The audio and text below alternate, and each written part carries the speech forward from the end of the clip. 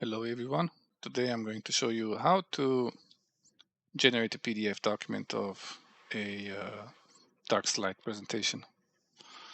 So unfortunately this only works for Chrome-based browsers and Microsoft Edge qualifies. It's very simple. You just print the page.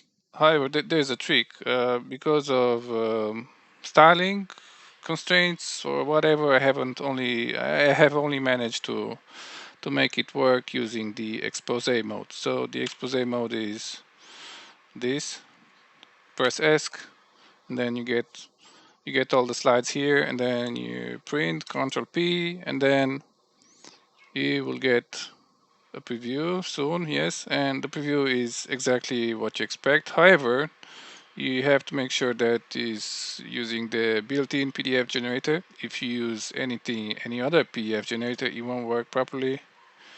You see that Microsoft PDF printer adds these white margins here, and I don't know why. And if you try to remove them, it will still look bad. There's probably some CSS trickery that will make this work properly, but I haven't had the time, and I don't think it's worth doing because the built-in PDF printer works as expected. Use this one.